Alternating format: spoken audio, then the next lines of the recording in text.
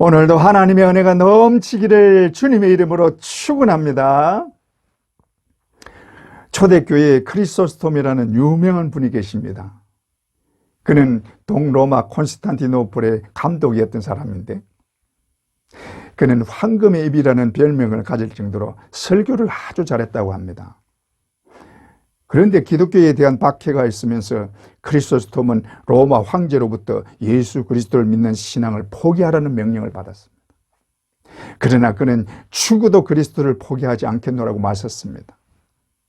그가 끝까지 신앙을 포기하지 않자 로마 황제는 그를 체포하라는 명령을 내린 후에 신하에게 지시를 했습니다.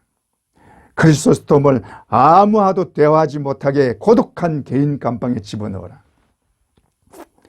실제로 크리소스톰이 남긴 글에는 유명한 일화가 있습니다. 그렇게 감금되었을 때 하나님, 저에게 이렇게 조용한 기도실을 주시니 감사합니다 하고는 기도를 했습니다. 이 이야기를 들은 황제가 흉악범들이 가득한 곳으로 그를 보냈습니다. 그러자 크리소스톰은 이 불쌍한 죄수들이 복음을 들을 수 있게 하시려고 이곳에 나를 보내시니 주님 감사합니다 하고 기도를 했습니다. 그러자 황제는 사형을 시키라고 했는데, 크리소스톰은 주님, 저에게 성도의 가장 아름다운 죽음인 순교를 하는 영광을 주시니 감사합니다. 그런데 크리소스톰을 따르던 많은 백성들이 반란을 일으키려고 하자 황제가 그를 유배지로 보냈습니다. 그러자 그는 하나님 감사합니다. 아직도 제가 할 일이 남았으면 죽기까지 충성하겠습니다. 그리고는 그를 유배지로 보내는 황제에게 마지막으로 말합니다. 황제든 누구든 저에게 어떤 핍박을 해도 상관없습니다. 저를 쫓아내면 저는 엘리야가 될 것이고, 구덩이에 던지면 예레미야가 될 것이고, 바다에 던지면 요나가 될 것이고, 돌로 치면 스데반이 될 것이고, 목베임을 당하면 세례 요한같이 될 것이며, 매로 때리면 바울같이 될 것입니다. 여러분, 이런 사람은 세상이 감당 못하는 사람입니다. 그리고 이것이 진정한 크리스찬입니다. 여러분, 크리스찬은 세상이 감당할 수 없는 사람입니다. 진정한 크리스찬은 세상이 감당할 수 없는 사람입니다. 어떤 상황에서도 감사하는 사람, 이 사람이 그리 아니하실지라도의 믿음을 가진 사람입니다. 그런데 이런 얘기를 들으면 대단한 사람이라고 생각은 하지만 자기와는 상관없는 것처럼 그렇게 생각을 합니다. 우리가 신앙생활을 하면서 꼭 그렇게 믿어야 돼? 적당하게 믿고 구원만 받으면 되잖아 하는 그런 생각을 하고 실제로 그렇게 적당하게 믿는 사람들이 많습니다. 그런데 그렇게 적당하게 믿어도 되느냐 하면 그렇지 않다는 게 이스라엘 백성들을 보면 알 수가 있습니다. 이스라엘 백성들은 자신들이 볼 때 하나님을 믿는 하나님의 백성입니다. 그러나 가나안 땅을 눈앞에 두고 하는 그런 행동을 보면 적당히 믿는 것은 결국 위급한 순간에는 돌아서고 만다는 것을 볼 수 있습니다. 이스라엘 백성들이 가나안에 입성하기 위해서 정탐꾼을 보냈습니다. 그런데 10명이 악평을 합니다. 민수기 13장 33절에 거기서 네피림 우손인 아낙 자손의 거인을 보았나니 우리는 스스로 보기에도 메뚜기 같으니 그들이 보기에도 그와 같았을 것이니라. 그것은 우리가 들어갈 곳이 못 된다. 우리는 그들을 이길 수 없다. 그들은 거인들이요 우리는 그들에 비해서 메뚜기와 같다. 이들이 거인들을 보고는 겁에 질린 것입니다. 이들에게 하나님은 안중에도 없습니다. 홍해바다를 가르고 애국 군대를 다 몰살시킨 하나님은 그들에게서 찾을 수 없고 오직 아낙 자손 거인들만 보이는 것입니다. 결국 이 사람들의 말을 들은 이스라엘 백성들은 밤새 통곡을 하면서 애굽으로 돌아가자고 합니다. 이들은 하나님의 말씀을 듣는 것보다 정탐꾼들의 말을 더 신뢰하고 돌아서고 말았습니다. 이 백성들이 하나님의 말씀을 듣지 않은 결과는 가나안 땅에 들어가지 못하고 결국 광야에서 다 죽고 마는 것입니다. 이것은 우리나라에서도 얼마든지 볼 수 있습니다. 우리는 일제치하에서 많은 신앙인들이 순교한 사실을 알고 있습니다. 신사참배를 거부하고 많은 목사님들과 성도들이 순교의 제물이 되었습니다. 그러나 그보다 더 많은 사람들이 신사참배를 하고 신앙의 절개를 굽히는 자들이었다는 것을 알아야 합니다. 이들은 죽는 것이 두려워서 결국 신앙을 버리고 만 것입니다. 하나님을 분명하게 믿지 않았기 때문에 위기가 닥쳤을 때 신앙을 버리고 마는 것입니다. 지금 이 시기도 어떻게 보면 신앙의 위기라고 볼 수 있습니다. 교회에서 예배를 제대로 드리지 못하고 집에서 예배를 드리고 있는 상태가 오래되고 있습니다. 이럴 때 우리의 신앙이 나태해지거나 힘을 잃을 것은 불을 보듯이 뻔합니다. 이 시기가 지나면 얼마나 많은 사람들이 교회를 떠나게 될지 모릅니다.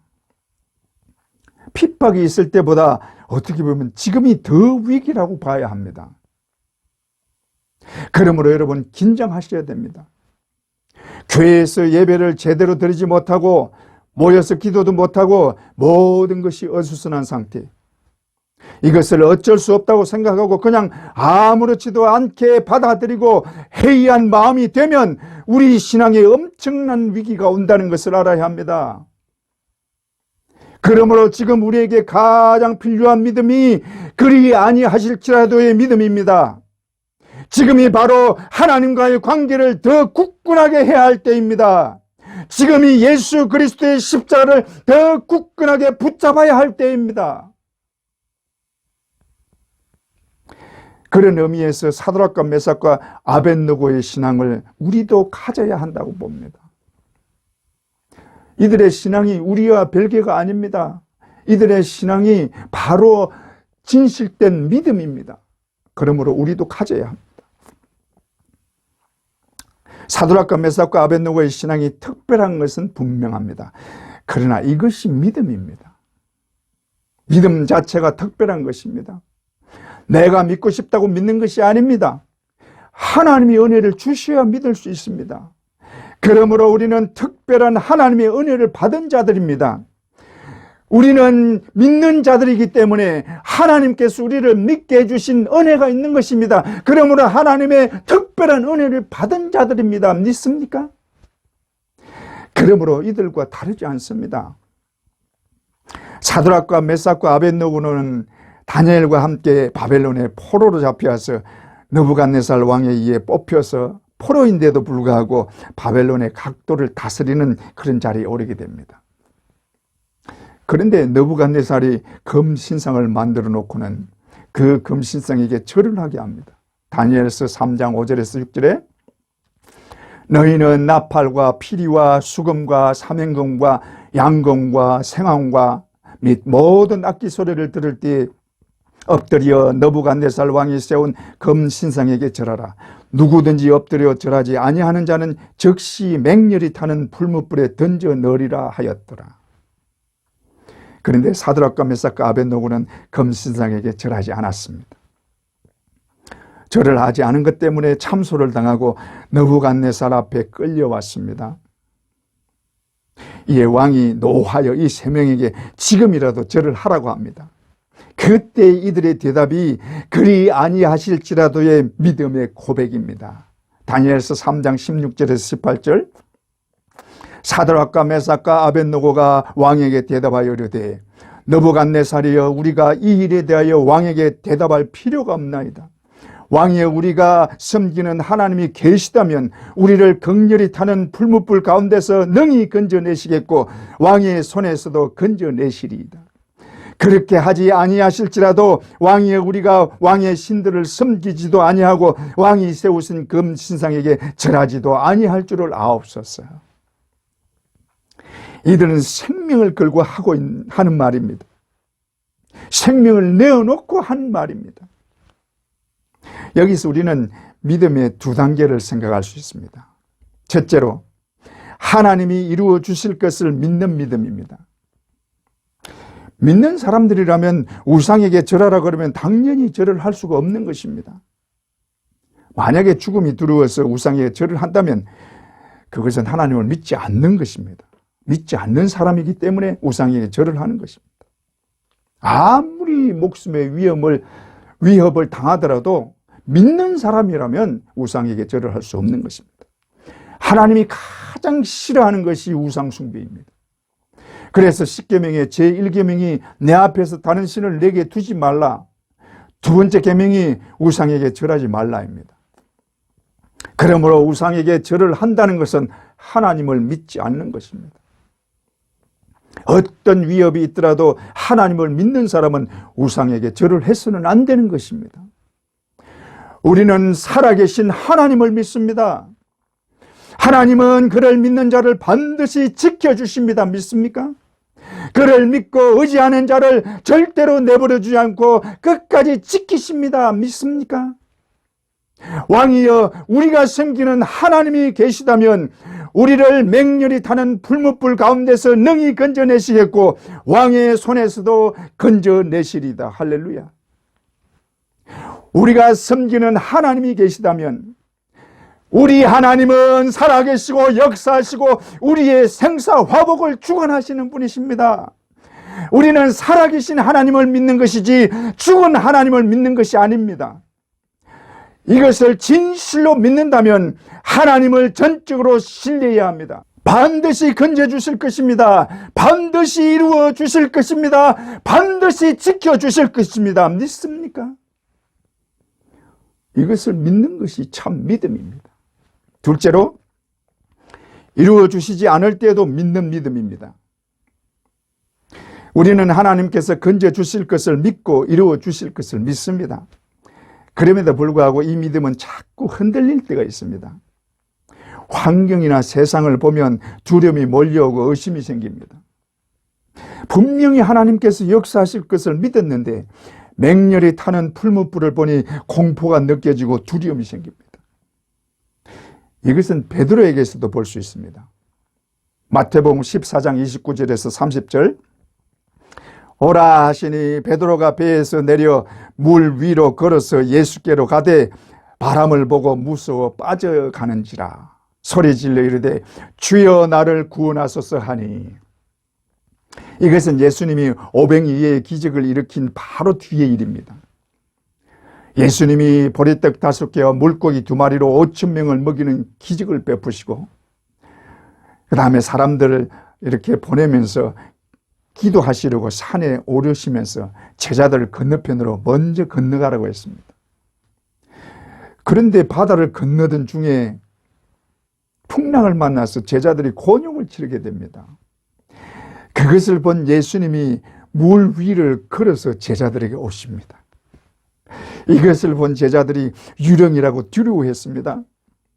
예수님이 물 위로 올 것을 상상도 못한 제자들이 물 위에 어떤 물체가 오고 있으니 당연히 유령이라고 생각을 한 것입니다.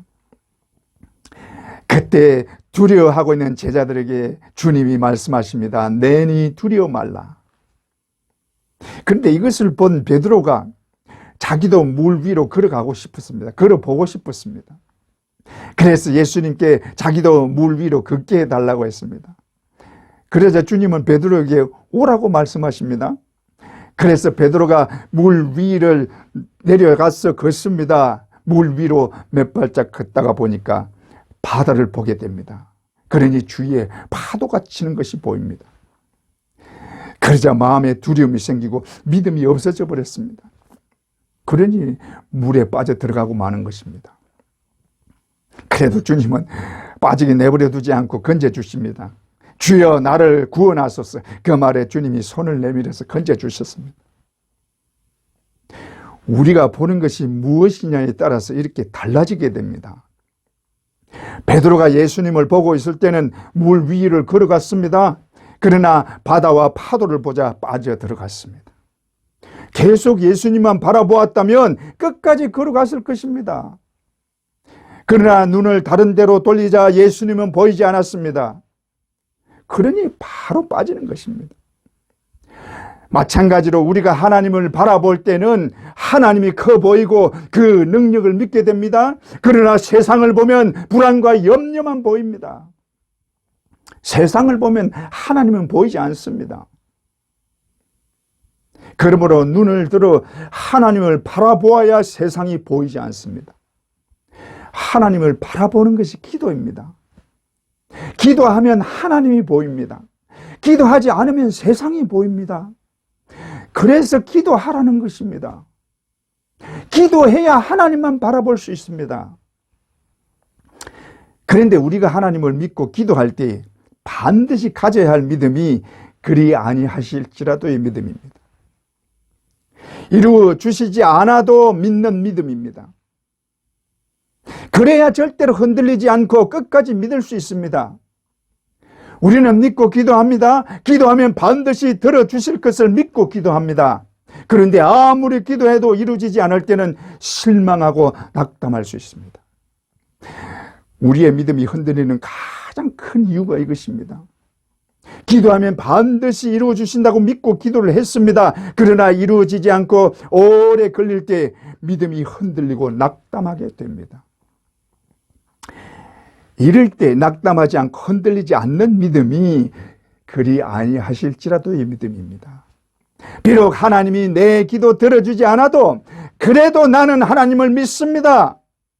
비록 하나님이 우리를 건져주지 아니하더라도 우리가 왕의 신들을 섬기지도 아니하고 왕이 세우신 금신상에게 절하지도 아니할 줄을 아옵소서.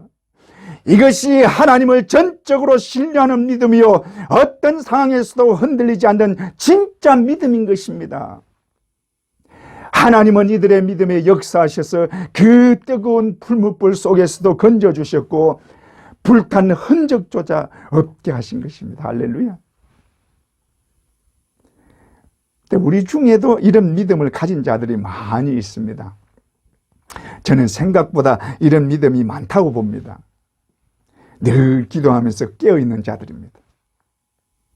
저는 이런 분들을 보면 하나님께 감사합니다. 이런 분들이 예수님이 비유로 말씀하신 10처녀 비유 중에 잔치자리에 들어간 5처녀라고 생각합니다. 말씀을 듣고 있는 여러분들 중에도 대부분 여기에 속한다고 생각합니다. 그리고 다 그렇게 되기를 바랍니다. 모두가 다 그렇게 됐으면 좋겠습니다. 그런데 그리 아니하실지라도의 믿음을 갖기 위해서는 몇 가지 해야 할 일이 있습니다. 첫째로 욕심을 버려야 합니다. 욕심을 버리지 못해서 망한 사람은 많습니다. 성경에서 보면 사울을 볼 수 있습니다. 사울은 하나님이 택하여 왕이 되었습니다. 그만큼 하나님이 인정했다는 말입니다. 하나님께 인정을 받은 사람입니다. 처음에 하나님의 말씀을 듣고 사무엘이 왕으로 세우려고 할 때는 아주 겸손한 사람이었습니다. 사무엘상 10장 22절에 그러므로 그들이 또 여호와께 묻되 그 사람이 여기 왔나이까? 여호와께서 대답하시되 그가 짐 보따리들 사이에 숨었느니라 하셨더라. 사무엘이 사울을 왕으로 세우려고 할 때 짐 뒤에 숨었습니다. 그 정도로 겸손했습니다. 그러나 점점 왕의 자리에 대한 욕심을 갖기 시작합니다. 다윗이 백성들 사이에 인기를 얻고 자기 왕위를 위협하자 다윗을 죽이려고 마음을 먹습니다. 왕위를 지키려고 하는 욕심 때문에 그랬습니다. 사울이 다윗을 죽이려고 얼마나 애를 썼는지 모릅니다. 질투와 욕심에 사로잡혀서 다윗의 평생의 대적이 되었습니다. 하나님께서 세우신 왕이지만 욕심을 가지자 하나님께 버림을 받고 만 것입니다. 재물에 대한 욕심 때문에 망한 사람은 대표적으로 아나니아와 삽비라를 들 수 있습니다. 아나니아와 삽비라는 초대교회 성도들이 대부분 그랬듯이 자기의 재산을 팔아서 사도들의 발 앞에 두었습니다. 그러나 일부를 감추었습니다. 재물에 대한 욕심을 가진 것입니다. 그것을 성령을 통해서 알게 된 베드로가 그것이 전부냐고 물었습니다. 그때가 회개할 기회입니다.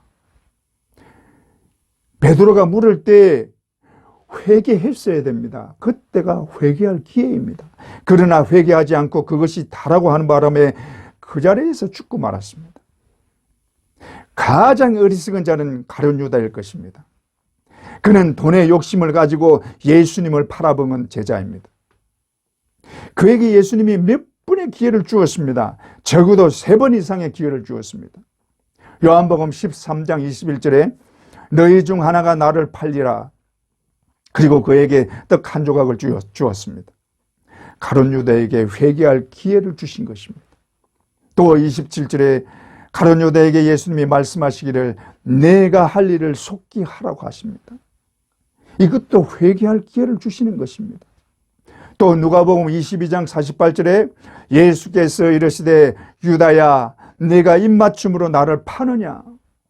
예수님을 잡으러 왔을 때에도 직접적으로 말씀을 하시면서 기회를 주었습니다. 회개할 기회를 주었습니다. 그러나 한 번도 회개하지 않고 영원한 멸망의 길을 가는 어리석은 자가 되고 만 것입니다.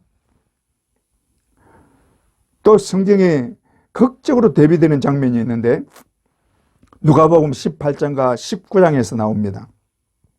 18장에 어떤 부자가 나오는데 그는 영생에 관심이 있었습니다.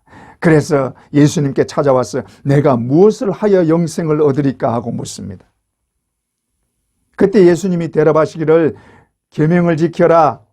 그러자 그 사람이 말하기를 어려서부터 계명을 지켰나이다. 그때 주님이 말씀하십니다. 내 재물을 팔아서 가난한 자들에게 주라. 그리고 그 다음에 나를 따르라. 다시 말해서 내 재물을 버려라. 네가 하나님 나라에 들어가는데 네 재물은 소용이 없다. 내 재물 때문에 하나님 나라에 들어가기가 어려우니 차라리 그것을 버려라. 그러나 이 부자는 재물을 버리지 못하고 돌아서고 말았습니다. 그러나 19장에 나오는 삭개오는 정반대를 택했습니다. 삭개오는 예수님을 만나고 싶어 했습니다. 그러나 볼 수가 없자 체면도 상관없이 아이들이 올라가는 뽕나무에 올라갔습니다. 이것을 보신 주님이 그 집에 같이 가게 되고 그 자리에서 삭개오는 자신의 재산의 절반을 가난한 자들에게 주겠다고 약속을 합니다. 그리고 토색한 것이 있으면 4배로 갚겠다고 합니다. 재물에 대한 욕심을 버리는 것입니다. 주님은 이런 삭개오에게 구원을 약속하십니다. 누가복음 19장 9절에 예수께서 이르시되 오늘 구원이 이 집에 이르렀으니 이 사람도 아브라함의 자손임이로다. 욕심을 버릴 때 구원이 임하는 것입니다. 욕심은 그 사람을 망하게 합니다. 그러므로 욕심을 버려야 합니다. 그리고 하나님을 진실로 바라보아야 합니다. 그럴 때 하나님을 진실로 믿을 수 있고 내가 원하는 대로 되지 않아도 나는 하나님만 섬깁니다. 그리 아니하실지라도 나는 하나님을 믿습니다. 이 고백을 할 수 있는 것입니다. 욕심을 버리고 하나님을 바라볼 때 진실로 하나님을 믿습니다 하는 고백이 나오는 것입니다. 이런 은혜가 있기를 주님의 이름으로 축원합니다. 둘째로 자기를 내려놓을 때 이 믿음을 가질 수 있습니다. 신앙생활을 하다 보면 간혹 조건을 걸고 기도를 하거나 신앙생활을 하는 분들이 있습니다. 이루어 주시면 어떻게 하겠습니다? 내 기도 들어주시면 충성을 다해서 섬기겠습니다. 이게 나쁘다는 것은 아닙니다. 성경에서도 이런 경우가 좀 있습니다. 그런데 여기서 끝내면 그야말로 조건부 신앙입니다. 이 기도가 이루어지면 다행인데 이루어지지 않으면 실망하고 하나님을 믿지 못하겠다고 합니다. 그래서 실제로 하나님을 떠나는 사람도 있습니다. 자기 기도 들어주지 않는다고 하나님께서 자기 기도를 들어주지 않으니까 믿지 못하겠다고 하면서 실제로 하나님을 떠나버리는 것입니다. 우리가 하나님을 믿는 것은 무조건적으로 믿어야 합니다. 어떤 경우라도 하나님을 믿는 것은 변함이 없어야 합니다. 하나님은 우리를 구원하실 때에 하나님의 모든 것을 주셨습니다. 아무것도 아끼지 않았습니다. 다 내놓았습니다. 이것을 믿는다면 자신을 하나님 앞에 맡기고 끝까지 믿어야 합니다. 하나님은 아낀 것이 아무것도 없는데 나는 그 하나님을 믿지 못하고 기도 드려주지 않는다고 하나님을 못 믿겠다고 그러고 떠난다면 그 사람은 영원히 형벌을 받을 수밖에 없는 것입니다. 그러므로 비록 나의 기도를 들어주지 않아도 나는 하나님을 믿습니다. 이런 고백을 할 수 있어야 합니다. 내 기도가 이루어지지 않아도 나는 하나님을 끝까지 믿습니다. 이런 믿음이 되어야 하는 것입니다. 신라건을 쓴 존 밀턴은 영국의 유명한 작가로 셰익스피어에 버금가는 사람입니다. 그런데 그가 맹인이라는 것을 아는 사람은 많이 없습니다. 그는 한창 인정을 받고 있던 40대의 시력이 나빠지더니 결국 완전히 실명하고 말았습니다. 그러나 독실한 신앙을 가졌던 그는 실망하거나 좌절하지 않았습니다. 오히려 그는 이렇게 기도를 했습니다. 주께서 내 육신의 눈을 어둡게 하시고 오직 주님만 볼 수 있게 영의 눈을 열어주셔서 감사합니다. 그리고는 신라원이라는 불후의 명작을 쓴 것입니다. 너무나 실망할 수 있었지만 오히려 자신을 하나님 앞에 내려놓고 감사했습니다. 완전히 실명을 해서 맹인이 되었지만 그 자신이 그것 때문에 실망하고 낙담하고 좌절하는 것이 아니라 하나님께서 오히려 영의 눈을 열어주셨다고 감사기도 한 것입니다. 그리고 그 영의 눈을 열어주신 하나님의 감사를 통해서 신라곤이라는 불후의 명작을 쓰게 된 것입니다. 여러분 자신을 내려놓을 때에 진정한 믿음이 있는 것입니다. 자신을 내려놓는 것은 모세에게서도 볼 수 있습니다. 모세는 출애굽을 하면서 하나님의 말씀대로 가나안에 들어가는 것을 조금도 의심없이 믿었습니다. 그러나 머리바에서 하나님의 말씀대로 물을 내지 않고 지팡이로 2번이나 바위를 치는 바람에 하나님께 책망을 들었습니다. 그리고 이 한 번의 실수로 가나안에 들어가지 못한다고 하나님의 말씀을 듣게 됩니다. 이것을 놓고 제발 들어가게 해달라고 간절하게 기도를 했습니다. 그러나 하나님은 그 기도를 들어주지 않았습니다. 그러자 더 이상 모세는 그것에 대해서 언급하지 않았습니다. 그렇다고 서운하게 생각하거나 절대로 실망하지 않았습니다. 비록 하나님이 내 기도 들어주지 않아도 나는 하나님을 믿습니다. 비록 그리하지 아니하실지라도 나는 전적으로 하나님을 믿고 신뢰합니다. 끝까지 하나님을 나는 신뢰합니다. 이것이 모세의 신앙입니다. 또 다윗에게서도 볼 수 있습니다. 다윗은 성전을 건축할 선한 마음을 가졌습니다. 그때까지 법궤는 성전이 아니라 장막에 있었습니다. 법궤는 하나님의 임재의 상징입니다. 그 법궤가 장막에 있는 것이 다윗의 마음에 걸렸습니다. 그래서 성전을 건축할 마음을 가졌습니다. 그러나 하나님이 이것을 허락하지 않았습니다. 역대상 22장 8절에 여호와의 말씀이 내게 임하여 이르시되 너는 피를 심히 많이 흘렸고 크게 전쟁하였느니라. 네가 내 앞에서 땅에 피를 많이 흘렸은즉 내 이름을 위하여 성전을 건축하지 못하리라. 다윗은 정말 선한 뜻을 가졌습니다. 그러나 하나님이 허락지 않았습니다. 그런데 보통 여기서 잘못할 수 있는 것이 선한 뜻이기 때문에 해도 된다고 생각을 합니다. 그러나 이 선한 뜻보다 더 중요한 것은 하나님의 말씀에 순종하는 것입니다. 선한 뜻이라고 말을 불순종해도 된다고 생각한 것 때문에 망한 자가 바로 사울입니다. 모든 것을 멸하라고 한 하나님의 말씀을 어기고 하나님께 제사 드리기 위해서, 다시 말하면 선한 뜻으로 짐승을 살려서 돌아온 사울은 하나님께 버림을 받고 만 것입니다. 그러나 다윗은 달랐습니다. 다윗은 하나님이 허락지 않자 포기했습니다. 그러나 거기에 대해서 서운하게 생각하거나 자신의 기도를 들어주지 않는다고도 생각하지 않았습니다. 오히려 성전 건축을 위한 준비를 완벽하게 해놓았습니다. 하나님께 대한 충성을 절대로 변하지 않고 성전 건축을 위한 그 준비를 완벽하게 해놓은 것입니다. 이 믿음이 바로 그리 아니하실지라도의 믿음입니다. 비록 하나님이 허락지 않아서 포기할지라도 하나님을 향한 마음은 절대로 변하지 않는 믿음, 이것이 참 믿음이요 순종하고 행하는 믿음인 것입니다. 우리에게 이런 믿음이 있기를 주님의 이름으로 축원합니다. 셋째로, 자기 십자가를 질 때 그리 아니하실지라도의 믿음을 가질 수 있습니다.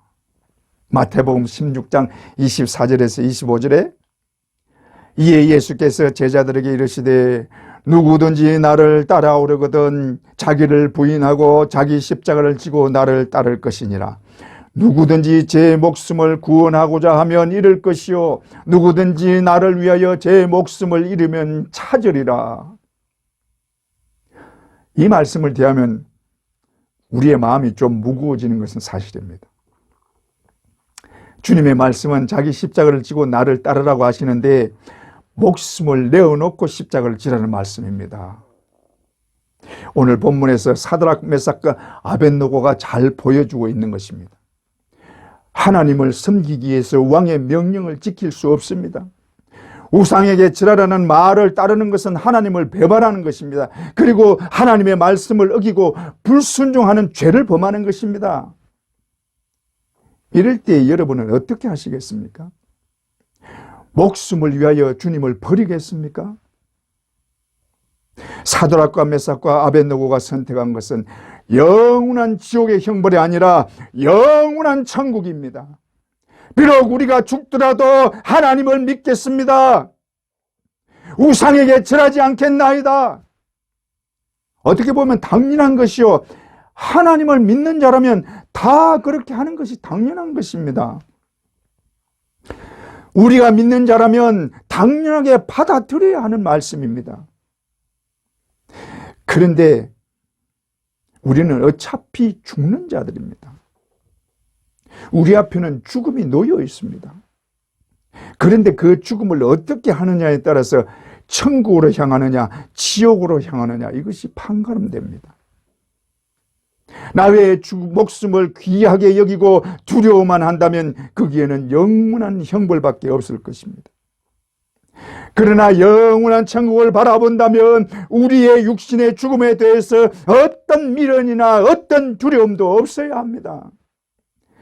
우리의 육신의 죽음을 이용해서 두려움과 공포를 갖게 하는 것은 마귀입니다. 그러므로 육신의 목숨을 위해 사는 것은 마귀를 위해 사는 것입니다. 그래서 바울 사도는 이렇게 고백합니다. 고린도전서 15장 31절에 형제들아 내가 그리스도 예수 우리 주 안에서 가진 바 너희에 대한 나의 자랑을 두고 단언하노니 나는 날마다 죽노라. 바울 사도는 자신이 날마다 죽는 것을 자랑한다고 말을 합니다. 이 말은 세상에 대해서 죽고 오직 주님을 위해서 사는 삶을 자랑한다는 것입니다. 그래서 자신은 이미 죽었다고 말합니다. 갈라디아서 2장 20절에 내가 그리스도와 함께 십자가에 못 박혔나니 그런즉 이제는 내가 사는 것이 아니요 오직 내 안에 그리스도께서 사는 것이라. 이제 내가 육체 가운데 사는 것은 나를 사랑하사 나를 위하여 자기 자신을 버리신 하나님의 아들을 믿는 믿음 안에서 사는 것이라. 나는 이미 십자가에 죽은 몸이다. 예수 그리스도가 죽을 때 나도 같이 죽었다. 그러므로 지금 내가 사는 것은 나를 사랑하사 자기 몸을 버리신 하나님의 아들 예수 그리스도를 믿는 믿음 안에서 사는 것이다.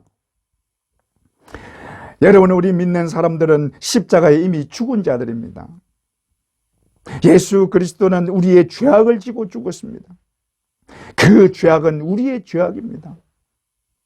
그러므로 예수 그리스도가 죽을 때에 우리 죄악과 함께 우리도 같이 죽은 것입니다. 그러므로 우리는 예수 그리스도가 십자가 지실 때에 우리도 그 십자가에 같이 죽은 자들입니다. 이미 우리는 죽은 자들입니다. 그로 인해 우리가 어렵게 되었고 구원을 받은 것입니다. 믿습니까? 그러므로 이 고백이 바울 사도만의 고백이 아니라 우리 모두의 고백이어야 합니다. 믿습니까? 그런 우리 모두에게는 져야 할 십자가가 있습니다. 믿는 사람에게는 누구에게나 자기 십자가가 있습니다. 예수를 믿는 자체가 이미 십자가를 지는 것입니다. 그러므로 하나님의 자녀로서 일상생활 속에서 져야 할 십자가가 있다는 것을 분명히 알아야 합니다. 직장생활 속에서도 믿지 않는 사람들 틈에서 믿음으로 살고 그리스도의 향기를 나타내야 하는 십자가가 있습니다. 직장생활에서 그리스도의 향기를 나타내기 위해서는 불이익을 당할 수도 있습니다. 핍박이 올 수도 있습니다. 흔히 말하는 왕따를 당할 수도 있습니다. 그럼에도 불구하고 믿음으로 이겨나가야 하고 그들에게 신앙인의 삶을 보여줘야 합니다. 하나님을 믿는 사람은 다르다는 것을 보여줘야 합니다. 하나님을 믿는 하나님의 백성, 하나님의 자녀들은 세상 사람들과 다르다는 것을 나타내 보여줘야 하는 것입니다. 그것이 빛과 소금의 역할을 하는 것입니다. 가정 속에서도 져야 할 십자가가 있습니다. 예수 그리스도가 우리 가정의 중심이 되도록 해야 합니다. 하나님의 사랑이 넘치도록 해야 합니다. 우리 가정에 생명의 샘이 흘러 넘치도록 기도해야 합니다. 그럴 때 우리 가정을 통해서 주위의 사람들이 하나님의 사랑을 느끼게 될 것입니다. 힘들고 어려울 수도 있습니다. 비록 힘들고 어려워도 져야 합니다. 내가 지는 십자가가 너무 작아서 보이지 않을지도 모릅니다. 그러나 나의 작은 십자가 때문에 하나님이 영광을 받으십니다. 그러므로 이 십자가는 반드시 져야 하는 것입니다. 포기할 수 없는 것입니다. 포기해서도 안 되는 것입니다. 여러분, 우리가 받은 구원은 결코 값싼 것이 아닙니다. 엄청난 대가를 치른 것입니다. 온 우주의 주인이 나를 대신하고 죽은 너무나 값비싼 구원입니다. 예수 그리스도가 진 십자가는 그만큼 비싼 것입니다. 그러므로 이 구원을 받은 자는 자기 십자가를 지는 것이 마땅한 것입니다. 예수 그리스도가 진 십자가는 가장 지기 힘든 어려운 십자가입니다. 그러나 우리 주님은 절대로 포기하지 않았습니다. 온 인류의 죄악을 담당하고 그 죄악에 대한 하나님의 진노를 감당해야 했기 때문에 너무나 지기 힘든 십자가였습니다. 그러나 우리 주님은 끝까지 그것을 담당하셨습니다. 절대로 포기하지 않고 끝까지 그 십자가를 지셨습니다. 그것을 믿는다면 우리가 감당하지 못할 십자가는 없습니다. 우리가 져야 할 무거운 십자가는 우리 주님이 다 담당하셨기 때문에 우리가 지는 십자가는 너무나 가벼운 것입니다. 뿐만 아니라 우리가 십자가를 질 때에 우리 주님이 도우십니다. 우리가 십자가로 인해 고난을 받더라도 하나님이 지키시고 보호해 주실 것을 믿습니다. 비록 그리 아니하실지라도 나는 하나님의 사랑 믿고 십자가 지고 갑니다. 날 위해 피 흘리신 주님의 보혜를 공로 의지하고 얼마든지 지고 갑니다. 그리 아니하실지라도 나는 하나님을 믿습니다. 선한 목자 예수 그리스도 믿고 따라갑니다. 어떤 일이 있어도 절대로 포기하지 않습니다. 이 믿음으로 성숙한 신앙인이 되고 하나님께 영광을 돌리는 모두가 되기를 주님의 이름으로 축원합니다.